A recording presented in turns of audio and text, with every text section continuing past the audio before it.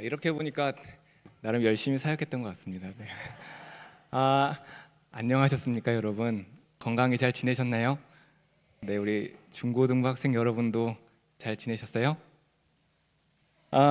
정말 오랜만에 다시 온 인광교회에서 어떤 말씀을 전하고 또 어떻게 이 첫 설교의 말을 이렇게 시작할까 고민하고 또 고민했는데요. 감사했고 또 부족해서 죄송한 마음도 있었고 또 한편으로 여러모로 안부가 궁금했던 저의 마음을 담아서 이렇게 인사를 드렸는데요. 여러분들께서 제가 사역했던 그 4년의 시간들을 잘 알고 계시니까 그리고 저도 저의 과거에 참 부족한 모습들, 어렸던 그 모습들을 잘 알고 있으니까 저는 설교하러 올라오는 목사님들이 자기 얘기를 하고 이렇게 말씀을 얘기 안 하면 별로 안 좋게 보여졌었는데요. 이렇게 와서 보니 목사님들이 자기 이야기를 하고 이 안부 인사를 건네고 하는 그 이유가 이제야 조금 이해가 되는 것 같은 거죠. 살아보지 않은 인생은 이해할 수 없다는 그 격언이 참 크게 와닿는 것 같습니다. 시간이 벌써 4년이 아니죠. 몇 년, 한 3년, 2년 또는 3년 정도 시간이 지난 것 같았는데 어, 익숙하면서도 낯선 이 교회에 와서 또 설교할 수 있어서 참 감사한 것 같습니다. 제가 군대에 가서 있으면서도 종종 사람들한테 내가 군대 오기 전에 어디에서 사역했는데요, 제가 군대 오기 전에 사역했던 교회가 있습니다라는 이야기를 종종 한 적이 있었는데 그게 벌써 3년 전이라는 시간이더라고요. 그래서 어, 지난 2년 동안 경기도 연천에서 오사단 소속으로 열심히 사역을 했었고 또 지난달 7월을 맞이하면서 지금은 강원도 홍천에 있는 그 의무부대입니다. 병원 부대에서 군종 장교로 이렇게 사역을 하고 있는데요. 이렇게 3년의 시간을 좀 흘려보내고 지금 와서 저의 뒤를 이렇게 돌아보니 여러모로 참 인광교회 성도님들께 죄송한 마음이 있었다는 생각이 많이 드는 것 같아요. 그때는 제가 열심히 사역하려고 했고 또 잘 하려고 그렇게 노력했던 것 같은데 그래서 저렇게 유튜브에서처럼 이렇게 워십도 하고 율동도 했었던 것 같은데 시간이 지나고 보니 아쉬운 것이 너무 많고 여전히 부족한 모습들이 너무 많았어서 인광교회 성도님들과 특별히 우리 목사님께 너무 죄송한 마음이 있었는데요. 그래도 여러분 이 박예능 목사가 인광교회를 떠나고 나서 그래도 나름 꽤 선전했습니다. 좀 제 입으로 말하긴 부끄럽지만 그래도 나름 잘 사역했다고 할 수 있는데 군인으로서도 인정받고 목사로서도 인정을 받은 그런 시간들이 있었죠.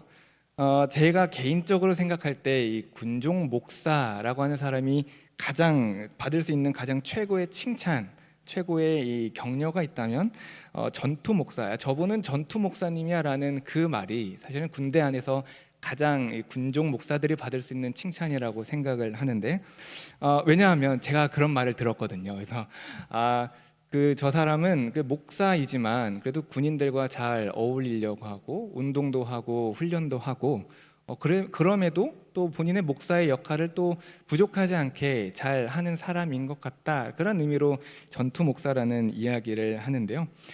인광교회에서 잘 배운 덕분에 또 군대에서 열심히 재미있게 사역을 할 수 있었습니다. 물론 그 2년 또 3년이 되어가는 이 시간에서 이렇게 보면 중상모략도 받았고 거짓으로 비난과 비방을 받기도 했지만 그래도 함께하는 부대원들로부터 함께 교회에서 사역하는 그 성도들로부터 인정받고 또 너무 작지만 군종 목사로서 많이 누릴 수 있는 그 짧은 사역 중에 그래도 열매도 맛보게 하신 것 같아요. 사진을 보여드릴까 하다가 그냥 안 갖고 나왔습니다. 제가 이렇게 준비하는 게 너무 부끄러워가지고요. 국방일보에 제가 나온 적이 한 번 있었거든요. 그래서 국방일보에 제 이름을 검색하시면 올해 1월자로 아마 사진이 한 장 나올 겁니다. 지난 2년의 사역에서 특별히 경기도 연천에 있는 전방부대에 사역을 하면서 그러한 그 결과도 맛볼 수 있게 해주셔서 하나님께 감사하기도 했었는데요. 훈련 중에 찍힌 사진과 인터뷰에 대한 내용이 국방일보 제 1면에 이렇게 보도된 적이 있습니다. 인광교회 출신 박예능 목사가 여러분 그래도 나름 꽤 선전했고 잘 사역했습니다. 다 여러분 덕분이라고 정말로 생각을 하고 있는데요. 그런데 여러분 사실 그 신문에 나와 있는 사진과 그 인터뷰 내용들을 볼 때마다 저는 좀 많이 부끄러워요. 그렇게 기사가 나고 나서 그 혹한기 훈련 때 있었던 그 훈련 상황을 인터뷰한 것이고 사진 찍은 것인데, 그렇게 신문 기사가 나고 나자 부대 사람들이 저한테 이야기하는 거죠. 목사님, 사진 잘 나왔던데요. 목사님 신문에 나왔어요라고 그 부대 사람들이 저한테 이야기를 해주시는데, 그런 얘기를 들을 때마다 저는 정말로 부끄럽고 진짜 쥐구멍이 있으면 숨고 싶은 그런 마음이었습니다. 왜냐하면 그때 제가 그렇게 사진에 찍히고 인터뷰를 했던 그 훈련은 사실은 제가 메인인 훈련이 절대 아니었기 때문에 그런 거죠. 올해 1월 그날이 정말로 추웠던 날이었고, 밖에서 고생했던 그 몇 달, 몇 주 동안 밖에서 모의 훈련을 하고 또 연습을 하면서 높으신 분들이 오시는 것을 대비해서 최대한 잘 매끄럽게 진행하기 위해서 정말로 많은 병사들 또 간부들이 애쓰고 고생해 주었는데, 정작 그 신문에서는 그 사람들은 수고하고 애쓴 사람들은 나오지도 않고 그냥 이렇게 어디 따뜻한 데 있다가 잠깐 나가서 이렇게 사진 찍고 기도해주는 그런 군종 목사가 마치 그 훈련의 전부였던 것처럼 사진도 찍히고 인터뷰도 했던 그런 모습이, 정말 별거 아닌 그 모습이 대단한 것처럼 신문에 기록이 되었을 때 저는 진짜로 부끄러웠던 것 같아요. 여전히 군대 안에는, 그리고 특히 제가 있는 이 군종 목사들 안에서는 보여주기 식의 일이 아직도 많이 있는 것 같아요. 제가 구대 임관하기 전에 지금 샬롬 회장님인 안국 선생님께서 저한테 해주셨던 말씀이 기억이 났는데, 정확한 내용은 정확한 워딩은 아니지만 대략 이런 내용이었던 것 같아요. 목사님, 군대에 가서 목사님이 해야 될 일은 사진을 잘 찍는 일이어야 된다. 병사들은 발로 뛰어서 다 움직이고 실천하고, 부사관들은 그 용사들을 지시하고 명령하고, 장교는 그 모습을 잘 사진 찍어서 보고서를 만들어서 제출하면 된다라는 말씀을 회장님께서 저한테 해주셨던 기억이 있습니다. 그렇게 잘 보고하면 된다. 그냥 목사로서, 장교로서 잘 임무 수행하는 것처럼 보일 수 있다라는 그러한 말씀이었는데, 설마 그러겠어 라는 심정으로 군대에 왔는데 여전히 그러했고, 더 하고 심지어는 목사들이 그 일에 더 앞장서고 있는 모습을 보고 있는 것이죠. 이미 오래전 이야기이기는 하겠지만 제가 보기에 오늘날에도 사실 아직 여전히 자기 PR의 시대이고, 또 자신을 드러내고 홍보하지 않으면 알려지지 않는 그런 상황인 것은 크게 달라지지 않은 것 같습니다. 코로나19가 끝나고 나서 많은 단체와 집단이, 그리고 여기는 교회, 그리고 찬양 사역을 하는 그 팀들도 해당이 될 것이라고 생각이 되는데, 온라인으로 넘어가서 각종 SNS와 미디어를 통해, 유튜브를 통해 자신들의 사역을 홍보하고 또 알리고 있지 않습니까? 기업마다 마케팅 팀이 있는 이유, 홍보팀이 있는 것처럼 자신을 알려주고 보여주는 것, 자신이 어떤 일을 하고 있는지를 드러내는 것은 사실은 굉장히 중요하다고 생각이 들어요. 그런데 가끔씩 문제가 되는 것이 있다면 지나친 홍보이고 과장된 홍보이겠죠. 원래 보여주려던 그 본질적인 내용보다 그저 홍보나 광고 그 자체가 목적이 되어버려서 어떻게 하면 사람들에게 더 잘 알려질 수 있을까? 어떻게 하면 대중들의 이목을 더 잘 끌 수 있을까? 그런 효과 좋은 수단과 방법만을 찾게 되는 것이 일종의 문제점이지 않을까 생각을 해봅니다. 사도 바울이 고린도 지역에서 사역하면서 겪었던 어려움이 있다면 아마도 그런 홍보의 부재였을지도 모릅니다. 마케팅을 잘 못했던 것 같아요. 바울은 고린도후서 2장부터 3장에 걸쳐서 바울이 무엇을 토로하고 있습니까? 내가 여러분들에게 추천서를 써야 되겠느냐고 이야기하죠. 3장 1절에서 사도 바울이 말한 것을 토대로 볼 때 아마도 바울이 고린도 교회를 잘 세우고 떠난 다음에 또 다른 복음 사역자들이 그 고린도 지역을 방문했던 것 같아요. 그 지역을 방문했는데 그들이 일종의 홍보책자, 그러니까 자신들의 이력서와 스펙을 들고 그 지역을 방문했던 것이죠. 무슨 내용이 적혀 있었는지 성경은 우리에게 알려주고 있지 않지만, 말하고 있지 않지만 아마도 자신들이 더 열심히 사역했고 더 성과 있고 바울보다 우리가 더 진정한 사역자라는 것을 광고하고 홍보하기 위한 그러한 자신들이 지금껏 어느 지역을 거쳐서 사역했고 얼마나 많은 몇 명에게 복음을 전했는지 뭐 이러한 내용들이 적혀 있었지 않았을까 싶은데요. 더욱이 바울의 사역에서 끊임없이 공격받았던 것은 바로 바울의 자격이었습니다. 그가 과연 복음을 전할 자격이 있는가? 우리가 소위 사도라고 부르는 이 그것에는 사실 어떤 자격이 필요했지 않습니까? 예수와 함께 다니며 생활했는가? 예수를 직접 보고 예수의 말씀을 직접 들은 사람들인가? 그런데 바울은 우리가 잘 아는 것처럼 바울은 예수님과 그리고 예수를 믿는 교회를 핍박했고 예수를 믿는 사람들을 유대교의 질서를 혼란스럽게 만드는 그런 기독교인들을 싫어하지 않았습니까? 그래서 기독교인들과 교회를 핍박도 하고 박해도 했던 사람이 바로 바울이지 않습니까? 그런 사람이 이제 와서 예수 그리스도의 복음을 전한다고 하니 많은 사람들이 그는 사도가 아니라고, 바울은 사도의 자격이 없다고 공격하고 이야기하는 것이 한편으로는 이해가 되죠. 믿지 못하는 것이 너무나 당연하게 여겨지기도 합니다. 그래서 바울은 늘 사도의 자격과 직분에 대해서 공격을 받았습니다. 그 때문이었을까요? 바울은 오히려 그러한 것들이 약점처럼 잡히지 않으려고 오늘 바울의 표현대로 비방을 받지 않게 하려고 무슨 일에서나 아무에게도 거리낌을 주지 않기 위해 노력했습니다. 그리고 자신의 사역을 돌아보며 고백하기를 많이 참고 환난과 궁핍과 곤경과 매맞음과 옥에 갇힘과 난동과 수고와 잠을 자지 못하는 그런 수고로운 일들을 겪었다고 이야기하죠. 그러는 가운데서도 바울 자신은 순결했고 지식과 인내와 친절과 성령의 감화와 거짓 없는 사랑으로 진리의 말씀과 하나님의 능력으로 맡겨진 일을 감당했고 양손에는 의의 무기를 들고 사역했다고 변호했습니다. 바울은 본문 3절부터 10절까지 한숨도 쉬지 않고 한 문장으로 길게 자신의 사역이 어떠했는지를 아주 세밀하게 변호했습니다. 모두가 꼭 그런 것은 아니겠지만 대체적으로 일을 많이 하는 사람들이, 아니 일을 많이 한다기보다도 그냥 일하는 사람들이 사실은 일을 하지 않는 사람들에 비해서 더 많이 오해를 받는 경우가 있고 더 많은 공격을 당하기 쉬운 입장일 것 같다고 저는 생각을 하는데요. 여러분, 우리 특히 교회를 할 때도 어떻습니까? 그렇게 되는 경우가 많이 있지 않습니까? 나는 교회를 더 깨끗하게 하려고 했던 것이고 더 맛있는 밥을 먹게 하려고 또 더 좋은 음향으로 우리 교회를 더 아름답게 더 좋게 가꾸어 가려고 노력하고 나름의 봉사와 헌신을 한 것이라고 생각하는데, 그러면 그럴수록 크고 작은 다양한 일들과 상황 속에서 오해가 생기는 것 같고 또 저 사람 왜 그래? 라는 그런 말이 나오기가 참 쉬운 환경인 것 같아요. 여러분, 사도 바울이 왜 이렇게 그의 사역 전체에서 왜 이렇게 비난당하고 공격받고 있습니까? 바울이 자기 자신의 명성을 높이기 위해서였습니까?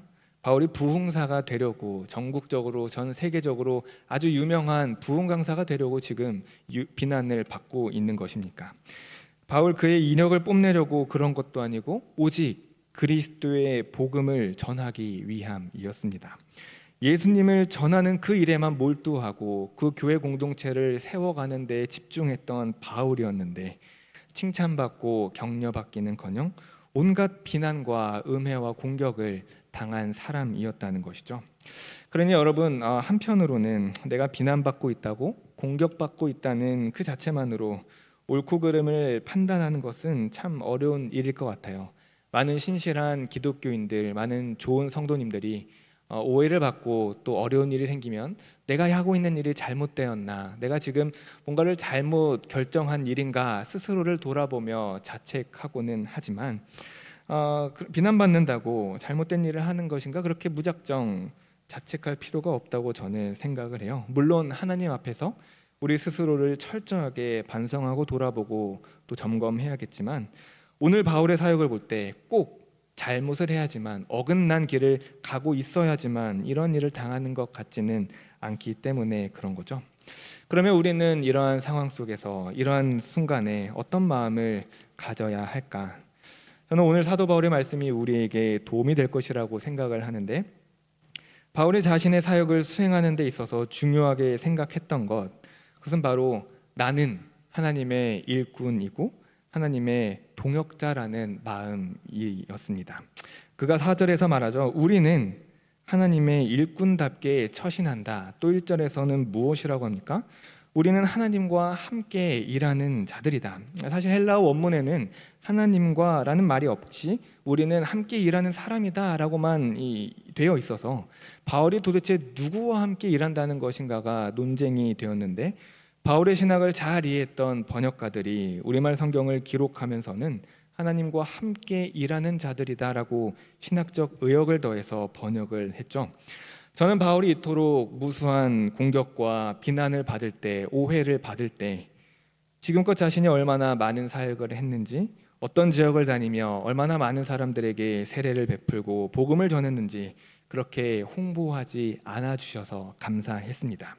바울의 제자들, 바울을 따르는 그 많은 사람들을 다 전 세계 전국에 다 흩뿌려서 바울에 대한 좋은 소문을 무성하게 만들고, 바울 그는 참 좋은 사역자다, 신실한 하나님의 일꾼이다라고 그렇게 홍보하지 않아서 그런 이미지 메이킹을 하려고 하지 않고 오히려 더 묵묵하게 하나님 앞에서 맡겨진 일을 감당하려고 했어서 저는 이러한 모습을 보여준 바울에게 참 감사합니다. 하나님과 함께 일하며 하나님의 일꾼이라는 그러한 스스로에 대한 마음이 있을 때 사도 바울은 8절부터 10절까지 아주 굉장히 희비가 엇갈리는 대조적인 상황에서도 낙심하지 않을 수 있었고, 현실을 인정하고 받아들이면서도 주어진 사역에 힘을 다할 수 있었습니다. 자신에 대한 다른 사람들의 평가나 어떤 평가나 그런 거에는 상관하지 않고 바울은 하나님 앞에서 자신의 지위가 확실하다는 것을 알고 있었던 것 같아요. 하나님의 일꾼된 바울은 하나님의 부르심에 충실했고 고린도 교인들을 향해서 진실했습니다. 그래서 고린도후서 3장에서 바울이 이야기하죠. 나의 추천서, 나의 이력서는 바로 고린도 교회 성도들 여러분이지 않느냐. 그러한 대담한 고백도 바울이 할 수 있었던 이유, 그는 하나님과 성도들 향해 진실했기 때문에 그렇습니다. 본문 9절의 무명함과 유명함에 대한 이야기는 바울의 명성과 인기에 관한 것이라기보다는 그의 사도됨의 자격으로 이해하는 것이 조금 더 좋을 것 같은데요. 실제로 바울은 사도로서 자격을 갖추지 못한 사람으로 무시를 당하기도 했고 공격을 받기도 했죠. 그러나 바울은 하나님과 고린도 교회의 성도들에 의해서 자신이 사도됨의 자격이 있음을, 자신이 전한 복음이 거짓이 아니라 진실된 것임을 증명할 수 있는 자신감과 소망이 있었던 것입니다. 하나님의 일꾼들은 사람들이 등 뒤에서 수군거리더라도 여전히 신실함과 사랑의 모습을 지녀야 합니다. 또 다른 한편으로 하나님의 일꾼들은 자신들이 한 일에 대해서 한 섬김과 헌신에 대해 칭찬과 보상을 듣고자 하는 일종의 교만의 시험도 경계해야 할 것입니다. 하나님과 함께 일하는 사람들은 그들이 갖춘 일정한 자격이나 조건, 외적인 상황들로 인해 그 하나님과 함께 일한다는 그 칭호가 주어지는 것이 아니라 그가 어떠한 마음으로 사역에 임하고 그가 어떤 일을 하고 있는가에 의해 주어지는 것이라고 저는 생각합니다. 단순히 저를 비롯한 목사나 신학교를 나온 사람들처럼 설교를 하거나 교회 안에서 종교적인 일을 해야지만 하나님과 함께 일하는 자가 되는 것이 아닙니다. 제가 생각하기에 교회 안에서 여러 봉사와 섬김으로 맡은 바 임무를 충실하게 수행하시는 인광교회 성도님들, 그리고 이 이후의 삶에서, 직장에서, 가정에서 주어진 그 역할과 일을 묵묵하게 완수하시는 여러분들 모두가 사실은 하나님의 일꾼이요, 하나님과 함께 일하는 자라고 저는 생각합니다. 제가 군목으로 사역을 하면서 있으니까 사람들이 흔히 군선교 또는 군목회라는 이야기를 많이 자주 하는데요. 제가 보니까 군선교를 잘하는 사람들이 있습니다. 군선교에 탁월한 사람들이 있고 군대 안에 복음이 잘 흘러가게 하는, 군 복음화가 잘 진행되게 하는 사람들이 있는데, 그런 사람들은 저와 같은 군종 목사들이 아니고요. 좋은 병사들, 좋은 중대장들, 좋은 과장님들, 그리고 그 부대의 좋은 지휘관입니다. 그곳에서 그리스도인의 모습으로 살아가는 사람들이 오히려 더 훌륭한 군 선교사들이요, 군 사역자들이라는 생각이 저에게 있는데, 마찬가지로 물론 목회라는 행위 자체는 목사들에 의해서 계획되고 주도되는 것이지만 그것을 잊게 하는 것은 사실 성도님들입니다. 오늘 이 헌신 예배를 준비하시고 함께해 주신 샬롬회 임원이야 모든 회원분들이 바로 하나님과 함께 일하는 사람들인 거고요. 한 주 동안 고된 삶을 사시고 주말에 여행도 가지 않고 쉴 수도 없고 교회에 나와 예배드리고 봉사하시고 섬기시는 여기에 계신 모든 여러분들 모두가 다 하나님의 일꾼들입니다. 제가 이곳에서 사역할 때에도 교사로 또 성가대와 찬양팀으로 섬기셨던 집사님들이 시간이 흘러서도 여전히 그 자리 그대로 섬겨주시는 그 모습을 볼 때 짠하면서도 감사하고 또 멋지다는 그런 말씀을 드리고 싶었는데요. 여러분, 오늘 바울의 편지를 찬찬히 한번 살펴보면 사실 바울은 굉장히 약한 사람이었습니다. 우리는 바울을 대단한 사람으로, 엄청나게 큰 일을 한 사람으로 알고는 있지만, 그리고 물론 그가 그렇게 대단한 사역을 한 것도 맞지만 성경은 그가 얼마나 잘나고 얼마나 멋진 사람이었는가를 알려주지는 않고요.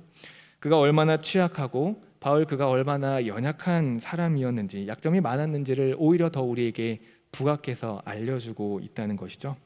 그러나 바울이 그토록 연약했기 때문에 바울은 하나님의 능력으로 일을 할 수 있었던 것 같아요. 내게 능력 주시는 자 안에서 내가 모든 일을 할 수 있다는 바울의 그 고백이 오늘 고린도 교회 성도들을 향한 이 편지에서도 여실히 드러나고 있는 것이죠. 그렇게 볼 때 오히려 하나님과 함께 일하는 사람들, 하나님의 일꾼된 사람들은 조금 부족하고 조금 약해도 괜찮을 것 같다는 생각을 합니다. 그때에 비로소 하나님의 강하심과 능력을 체험할 수 있기 때문에 그렇습니다. 그렇게 될 때야 비로소 이 사역은, 이 봉사와 이 직분은 내가 한 게 아니라 하나님이 하셨다는 그런 고백을 할 수 있지 않겠습니까? 사랑하는 인광교회 성도님들, 그리고 샬롬 회원 여러분, 하나님께서 여러분들에게, 우리에게 주의 복음을 증거하고 귀할 멋진 사명을 허락해 주셨습니다. 그 일을 하라고 우리에게 직분도 주시고 자리도 주셨습니다.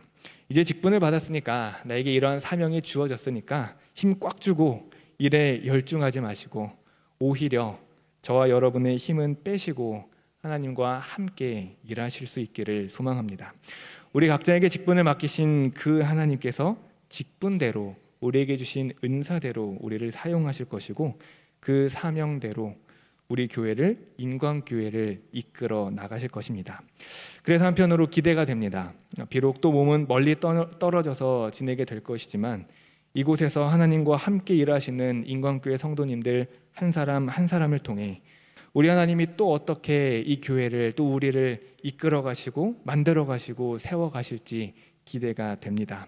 그 일에 충성되게 성실하게 쓰임 받으시는 여러분이 되시기를 다시 한번 소망하고, 그 직분을 감당함에 있어서 지치지 않는 힘과 위로를 우리 하나님께서 날마다 공급해 주시기를 간절히 소망하고 축복합니다. 기도하겠습니다.